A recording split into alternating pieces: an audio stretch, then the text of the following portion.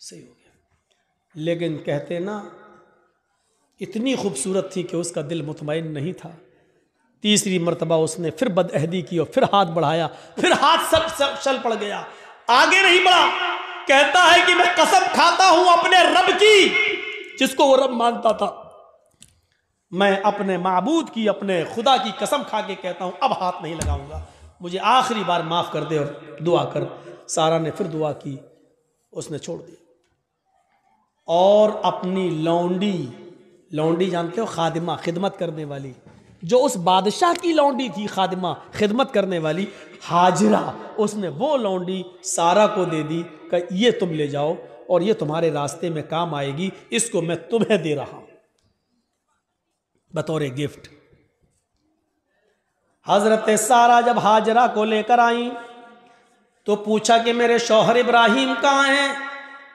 बादशाह की पुलिस, बादशाह की फौज जब हजरत सारा को इब्राहिम अलैहिस्सलाम के पास लेकर गए तो हजरत सारा क्या देखती है कि इब्राहिम अलैहिस्सलाम नमाज में मसरूफ हैं, नमाज पढ़ रहे हैं। मुस्लिम शरीफ की हदीस है, वो नमाज में मसरूफ है, नमाज पढ़ रहे हैं और नमाजी में ये दुआ कर रहे हैं कि अल्लाह मेरी बीवी की हिफाजत फरमा, अल्लाह मेरी बीवी की हिफाजत फरमा, अल्लाह जालिम बादशाह के जुल्म से हमारी बीवी को बचा ले। नमाज में मसरूफ हैं।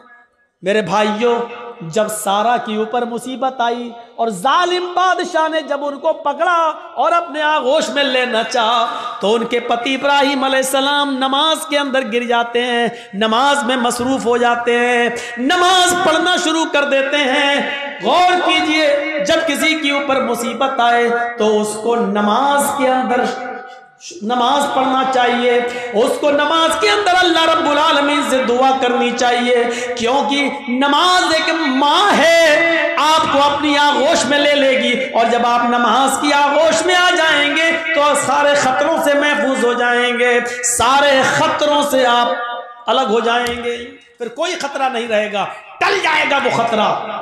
आपको याद होगा सही बुखारी की रिवायत है, बनी इसराइल में एक नौजवान था, नाम था उसका जुरैज, नाम था उसका जुरैज, बहुत नेक इबादत करने वाला, बड़ा अल्लाह वाला, बड़ा नमाजी। एक बार हजरत जुरैज नमाज के अंदर मसरूफ थे, नमाज पढ़ रहे और उनकी मां को किसी चीज की जरूरत पेश आ गई तो जुरैज को आवाज देने लगी, आई जुरैज। जुरैज कहते हैं अल्लाह मैं नमाज में हूं और पीछे मेरी मां आवाज दे रही है। जुरैज ये कहते हैं अल्लाह मैं क्या करूं, मैं नमाज में और मेरी मां पीछे आवाज दे रही है। फिर उसने तीसरी आवाज दी, जुरैज, लेकिन जुरैज ने कोई जवाब नहीं दिया, वो नमाज पढ़ते रहे। चौथी बार जुरैज की मां के मुंह से ये जुमला निकला, जुरैज तूने मेरी आवाज सुनकर भी अनसुना कर दिया। आए अल्लाह, जुरैज उस वक्त तक न मरे जब तक कि वो किसी बदकार औरत का मुंह न देख ले। आए अल्लाह, जुरैज को उस वक्त तक तू मौत मत देना जब तक कि जुरैज किसी बेशरम और बेहया औरत के साथ हम बिस्तरी न कर ले, उसके साथ जिना न कर ले। मां की बद्दुआ थी, मां ये बद्दुआ देकर चली गई।